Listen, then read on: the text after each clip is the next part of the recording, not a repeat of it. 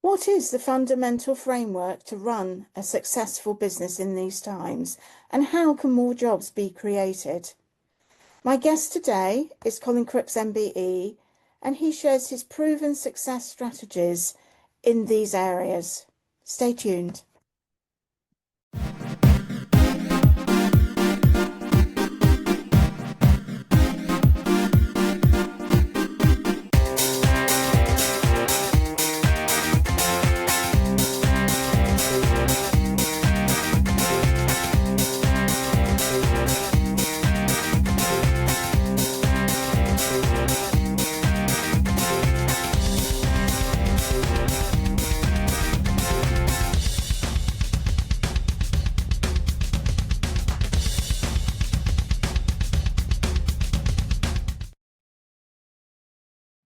Hello and welcome back to the Alison McWhinnie podcast, where we have conversations around business and well-being success.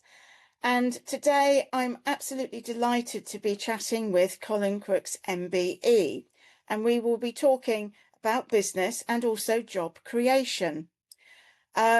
Colin has a fascinating background, and I'll go into some detail on this so you can see all of his experience before we knuckle down to the actual business advice.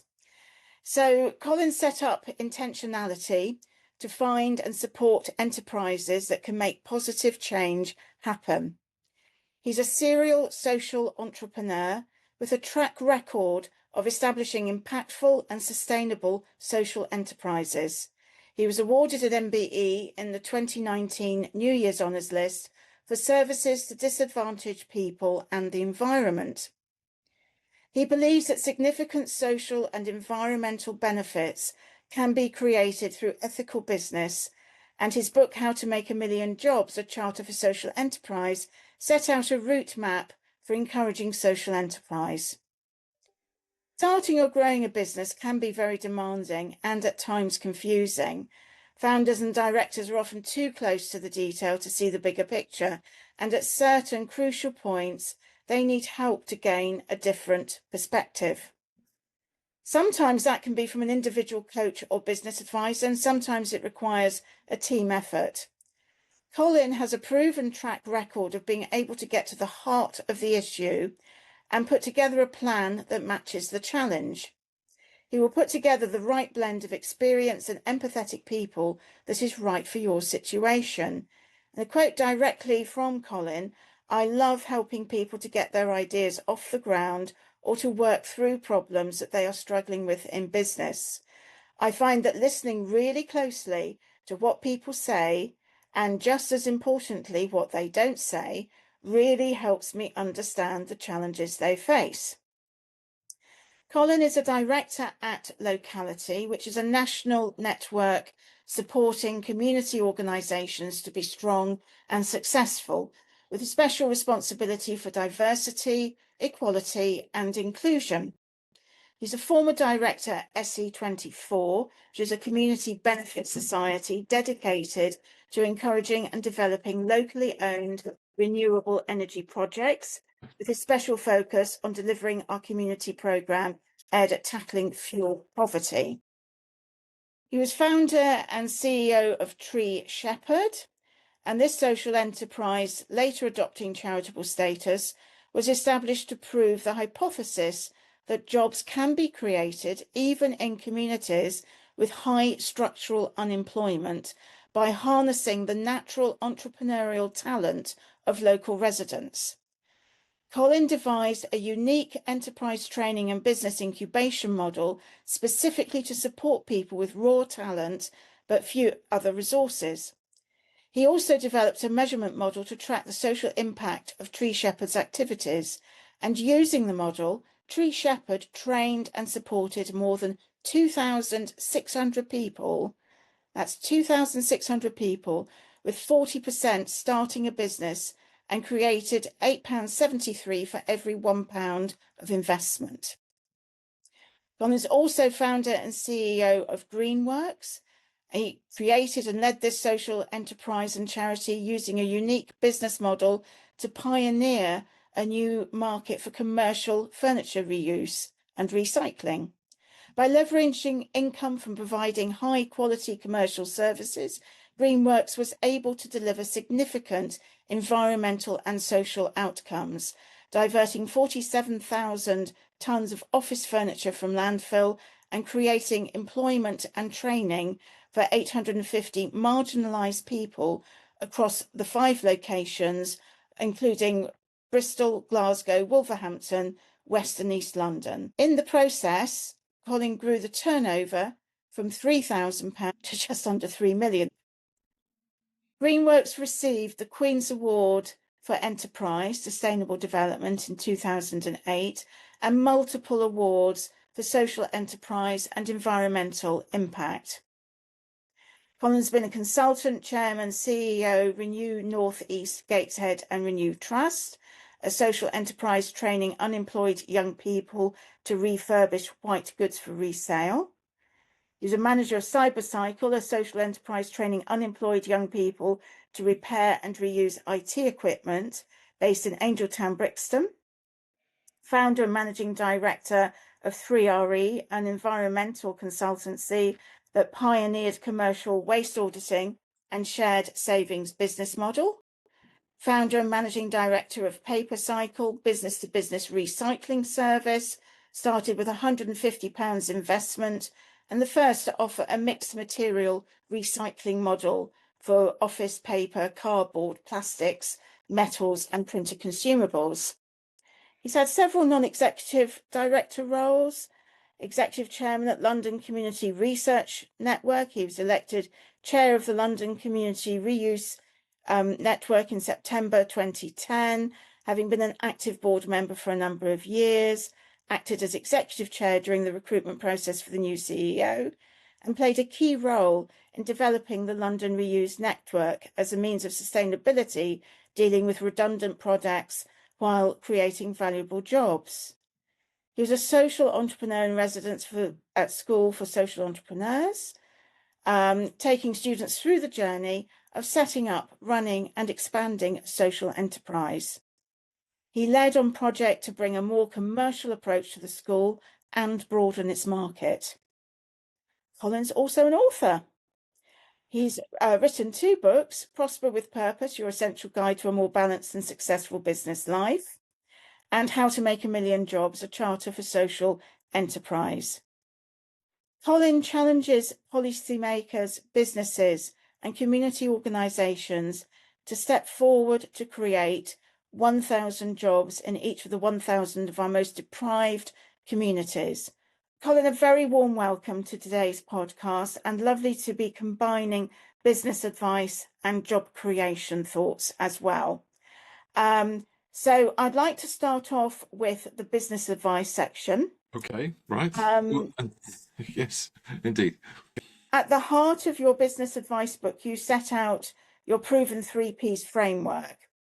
What is that framework, please, and what action do business owners need to take? Well, Alison, thank you. But before I dive into the answer to that, can I just say thank you? That was an extraordinary rendition of my past. It brought back all sorts of memories. So, yes.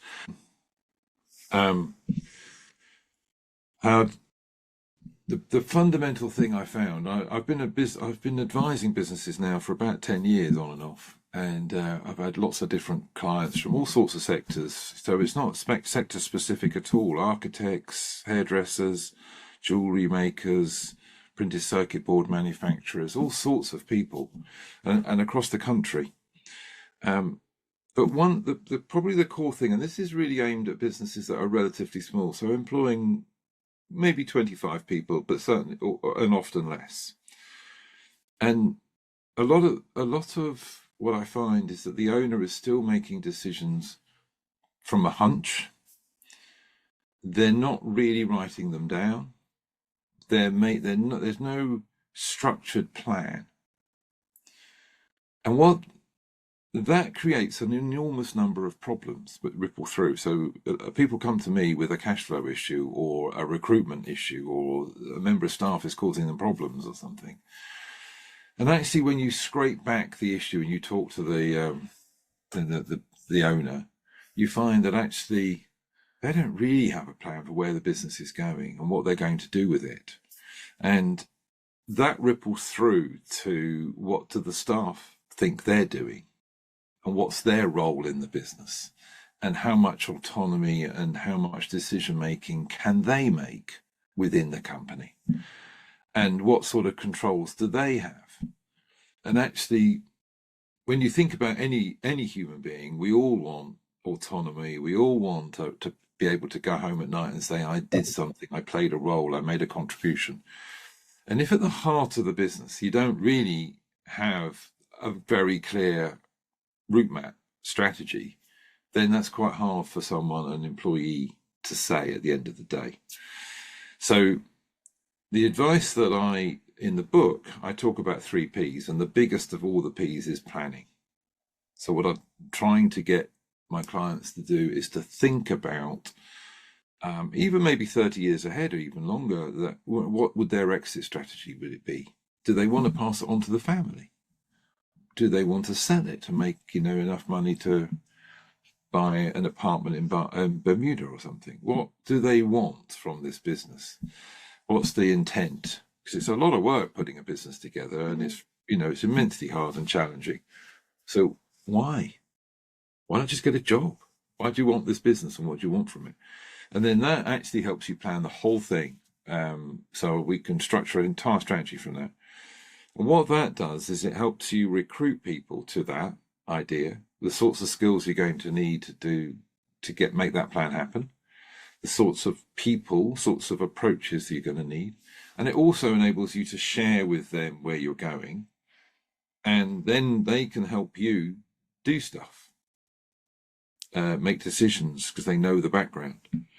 And it's so powerful in terms of marketing when you've got a business that's got real clarity about who they are and where they're going. Mm. So my 3 Ps are planning, people, and profit. You've got to keep your eye on the money. And people will say to me, what's that got to do with planning? I said, well, actually, when you've got a good plan, and inside that plan will be an understanding of what really makes the business tick. And it's not just invoices. It's not just the money you bill. So when I used to run a warehouse for Greenworks, one of the key things that made that business tick was how long stock stayed in the warehouse. If it stayed there too long, it was eating space, but it was eating time as well. So every day it was in there, it was a day that something else couldn't be there. Mm. So one of the key indicators that I had regularly supplied every month was what we call dwell time. So understanding the strategy gave me an understanding of what the business really needed and then an understanding of what numbers I needed, which was a very direct method of understanding how profitable we were going to be. And that's why these things are all linked together. So It's planning, people, and profits, but they make a whole. Yeah. Now, business owners are faced with quite a number of challenges, and these can include starting off, for example, rising costs and cash flow pressures, and those can come from operational costs. Energy increases would be a good recent example of that. Wage, rent, supplier costs, squeezing profit margins, rising national insurance contributions, minimum wage hikes, and also late payments from other businesses. What's your advice for businesses in this area? Yeah, it's really all of my clients are struggling with these things, as you can imagine, because it affects everybody. National insurance, energy, these are universal costs that almost every business would have to pay for. I think that one of the things that we've got to do is clearly you've got to control your costs. I mean, that's obvious. Everyone would tell you that. And I think this is an opportunity for us as business owners to look very carefully and in some detail at how can we automate, how can we make our business more efficient, how can we cut out some of these costs. There's a big argument for buying in and investing in machinery or lighting that uses less energy.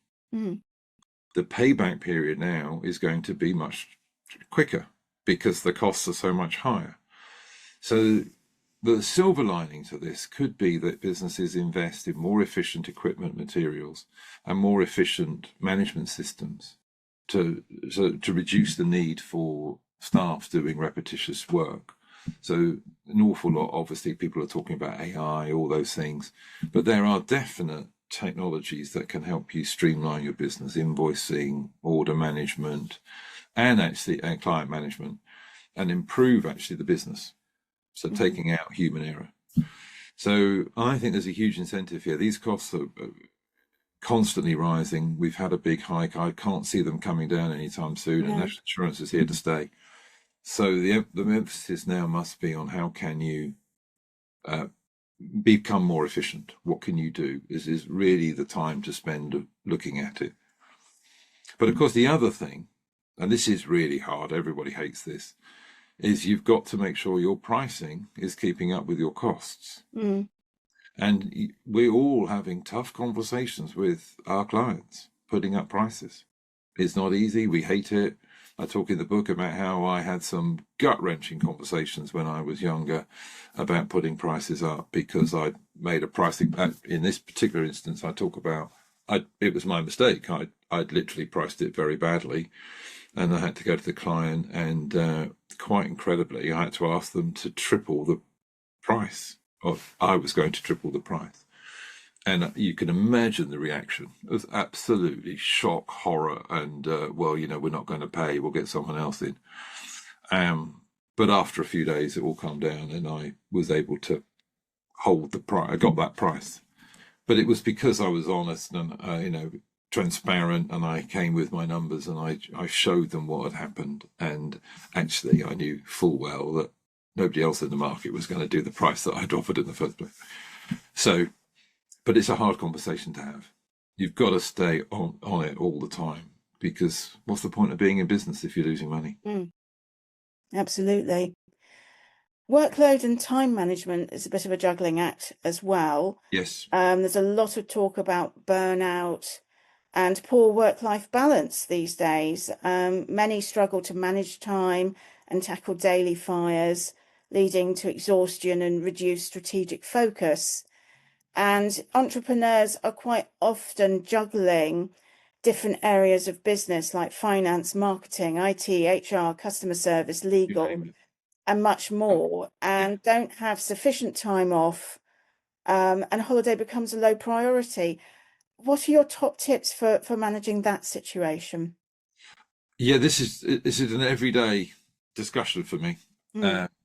And actually, one of my KPIs in working with a key performance indicator, thing I work to, so can I help my client go on holiday? And how long can that holiday be? So I've literally started a client 3 years ago, and he didn't take any time off and worked Saturdays all day. And gradually I got him to take Thursday afternoon off. And gradually we got him to take Saturdays out. And now he's booking a week holiday. It's extraordinary, but it takes time. So how did he get there? Well, it's two things. One, it's a mindset thing.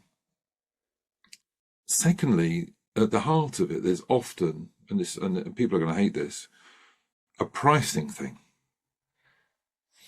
So if you're not charging enough money for your service, you can't afford to employ someone to do some of these jobs that you're doing, these more mundane, essential, critical, but not fundamental to what the business offers. You've got to do invoicing and all that, of course you have, but that's not actually what you set the business up to do and what your skill is.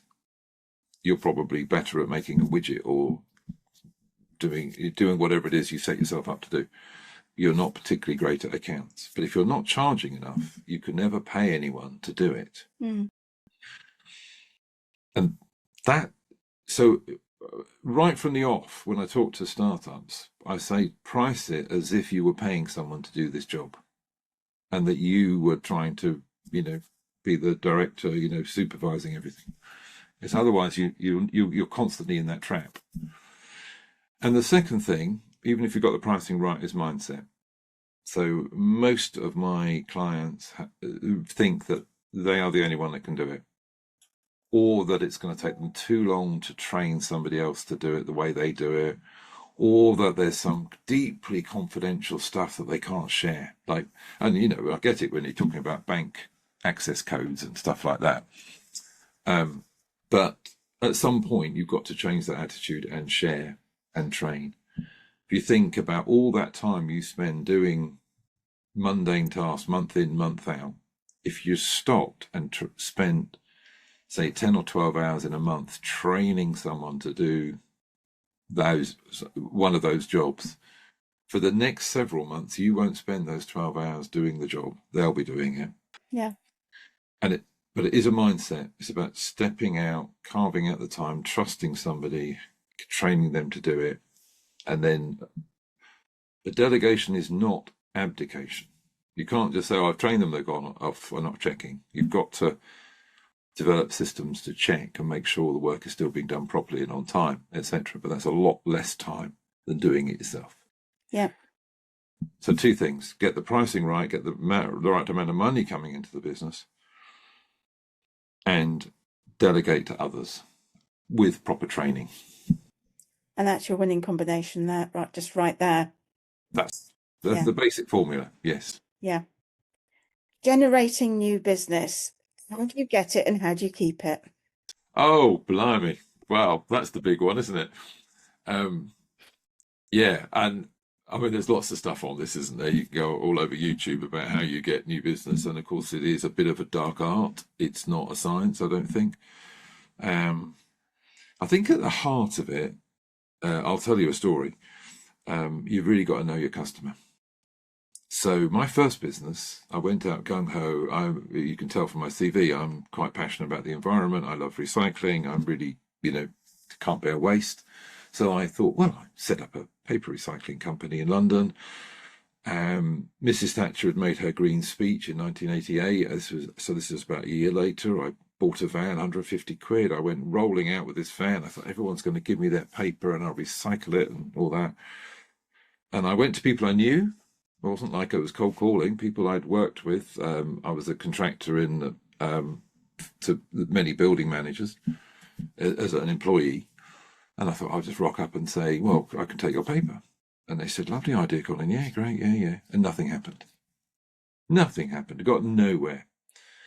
And gradually I realized that I was taking the wrong track, because what I knew about these facilities managers, well, they were deeply risk averse. They're responsible for the whole building, the health and safety of everybody in it, from rodents to fire to obstructions and all that. And the idea of having bags, sacks of paper hanging around in the basement by fire exits or whatever was just anathema. They just looked at me and think, no, you've got to be kidding. But when I changed my tack, I said, I can get this paper removed reliably at 6 o'clock in the morning. It won't be stored. It won't be held. It won't cause us problem. We'll give you secure storage to keep it, fireproof boxes, whatever. As soon as I changed my tack to talk about health and safety, fire, all those things first, and then said, oh, and as a byproduct, it's going to be good for the environment, I just triggered everything. I unlocked every door. I got accounts for the BBC, Unilever, KPMG, Ernst & Young, British Airways. They just tumbled in. And the secret is know your customer. Mm. So what do they really want to hear? What is it that is their big problem that you're going to take off their hands? Mm. And they did have staff pressure about paper recycling. There was a big thing that was starting, but they couldn't see a way of doing it safely. When I came in with that solution, bang, just went through. Yeah. So know your customer and know what they really want, not what you're offering, what they want. That's a whole different thing. Mm. I'm working with a client at the moment, and they provide fresh, organically grown greens. And the client that is really interested in super fresh greens would be a very high-class restaurant. A typical lower-cost restaurant, or maybe like a pizza chain, which is where they were selling to, only wants this greenery for decoration. So it doesn't actually matter how fresh it is. It's not really because that's not the type of restaurant that we're talking about. But at the sort of Michelin star end, freshness, flavour really matters, because that's what the chef has built his reputation on. And as soon as they switched to marketing to those organisations, they doubled their sales. It's literally knowing who wants what you've got and why do they want it. One thing I've found in various businesses I've worked in that's been very helpful is actually periodically taking time out to have a coffee with your customer. Oh my word, yes. And have a chat with them, a friendly chat, and just find out what's going on for them, whether actually they have any problems that you weren't aware of, but could actually mean new business for you, what's keeping them up at night that you didn't know about. But also asking them, well, we've set up, say, a venue and we're running it in a way that we think is good, but actually, from a customer point of view, how are we coming across? Yes, absolutely. And actually, is what we've put in place working for you as the customer? And if it isn't, why isn't it? And I couldn't agree more. Those conversations were so insightful, and quite often what they led to was our customers suggesting ideas that were completely new, that we hadn't thought about, that were excellent ideas and would generate more business. Yes, exactly that. I recommend to everybody is up your lunch budget. Go out for lunch with your clients, tea, coffee, breaks, whatever. Take them out, get them out of their office, get an open conversation, shoot the breeze about family and, all these things. What do you do at the weekend? And actually, in those conversations, you'll hear what really matters. Yeah. And yes, of course, ask those very direct questions. But in the conversation, you'll hear, if you're listening carefully enough, you'll hear what really matters to them. So I totally recommend that. Absolutely. You should be out once or twice a week with your clients, meeting them, a cup of coffee, lunch if you can afford it, if they've got the time. That's what you should be doing. Absolutely. Moving on to technology, which has huge impacts on the business. Obviously, digital technology has come on in leaps and bounds in recent years, bringing solutions, but also problems as well. AI being a recent new creation, automation, you've got cybersecurity concerns now, and cybersecurity risks and possible cyber attacks, which can cost billions collectively. What words of advice do you have around that topic? Well, we've all got to.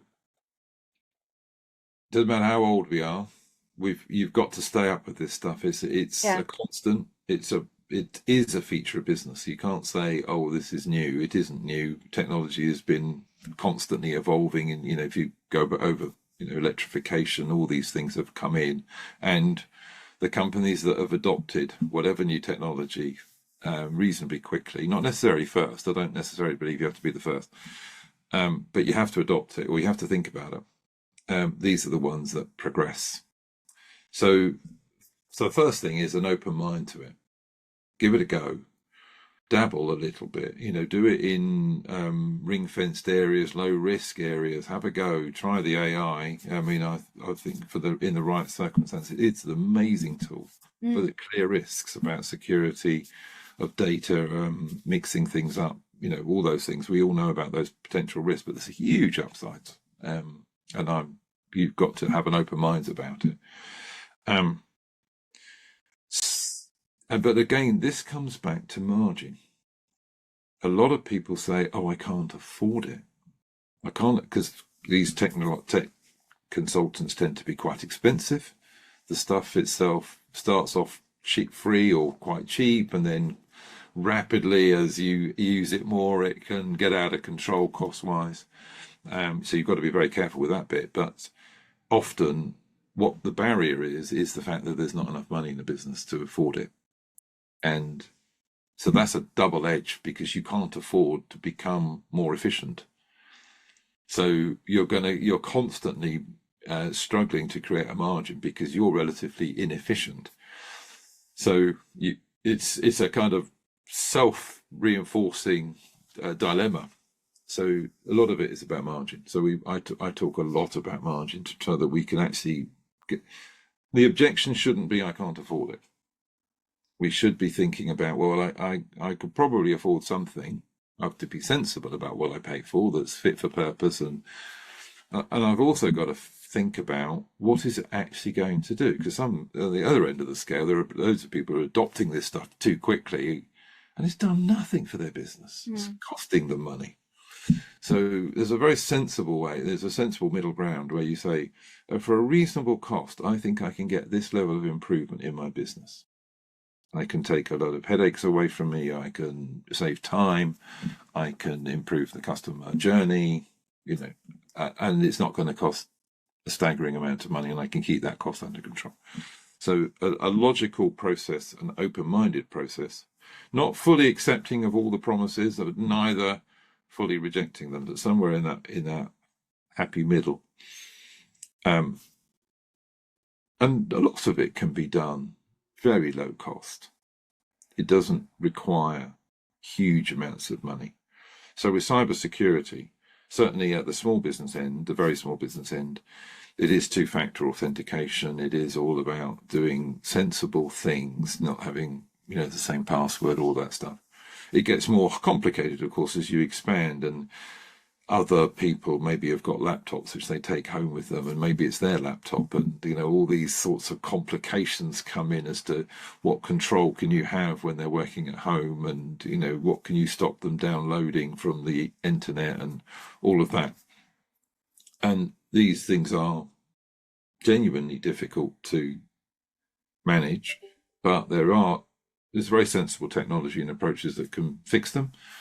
I think taking advice, there's lots of advice out there. The small business Britain, small and mighty workshops, there's loads of them about this very subject. And what I've heard when I've gone on them is affordable solutions.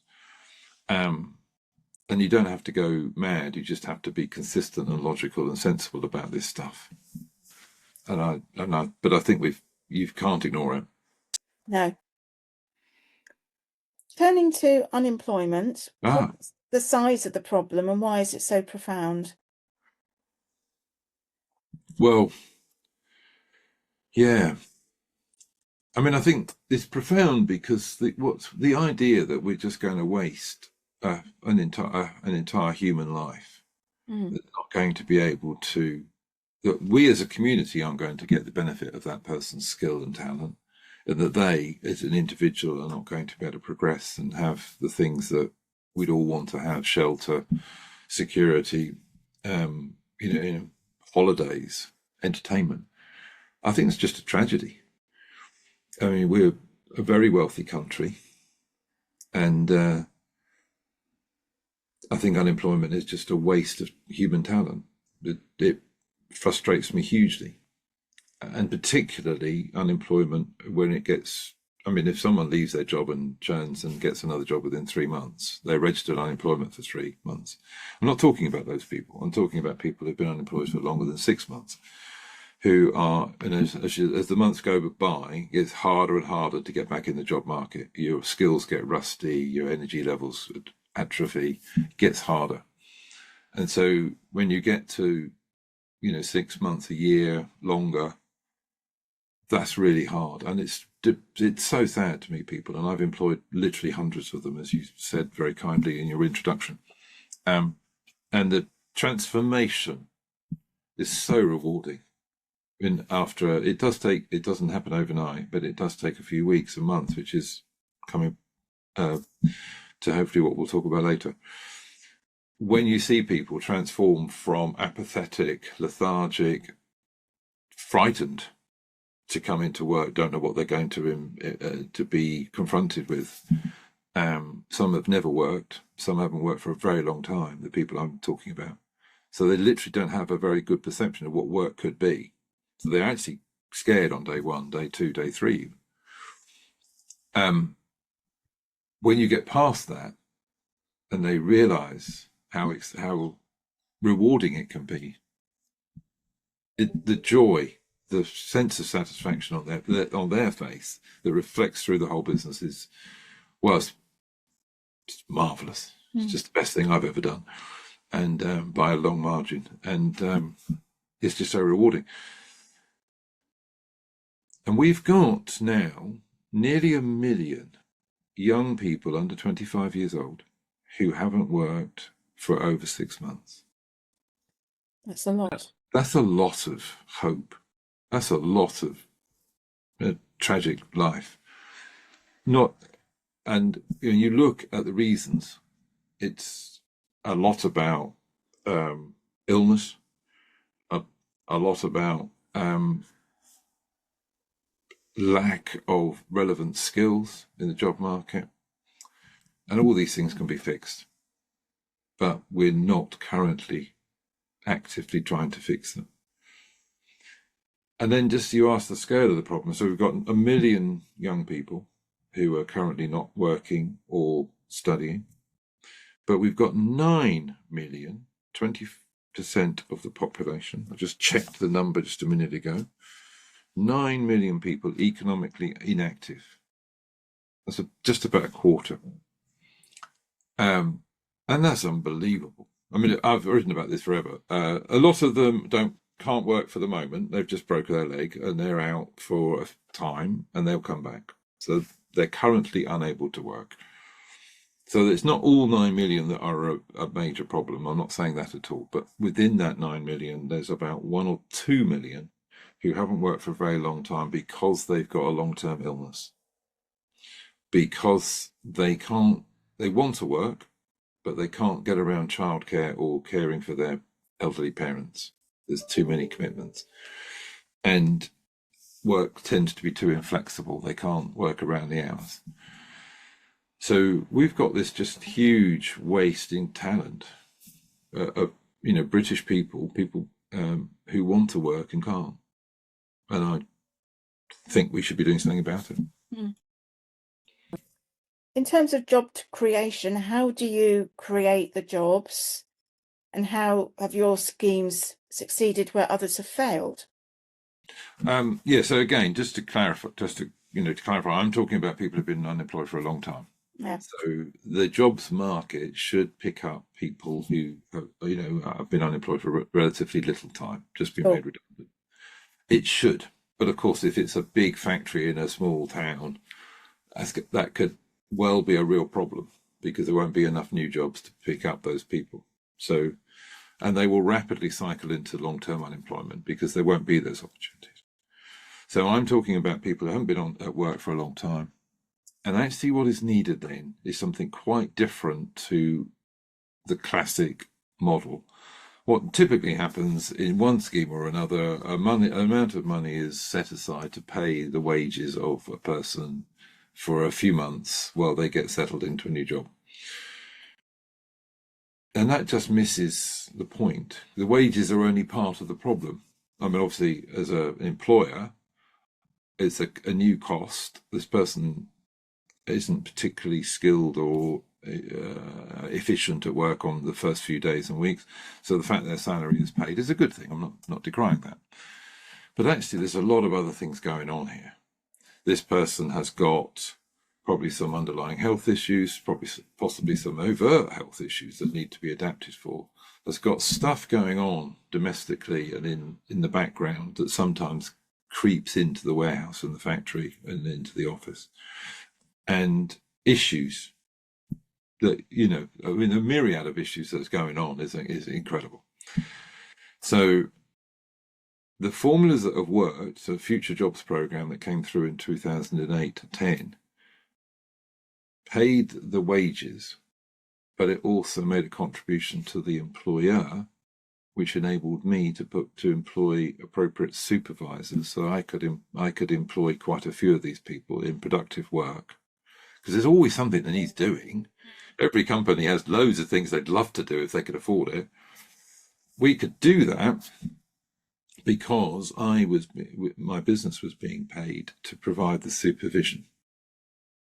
And I was able to train those supervisors or give them some support in terms of what they would need to do to support those people. In this particular case, it was young people under 25, and they came with lots of issues and concerns and worries, and we had to have the time to support them. So empathy is the big missing word here. Not every commercial employer, not every employer has that or should have that. Don't need to have that. But when you're dealing with this cohort of long-term unemployed people, it's absolutely critical that the employer and the team around them is empathetic, not sympathetic. I'm not saying drowning in their woes, not saying that at all, but just having a fundamental understanding this person's had a hard time, and we're going to need to work with them carefully within a structure. This is really important. Within a structure that gets them to the point where they're productive for the business relatively quickly, but gives them a few chances to fail in the process. Yeah.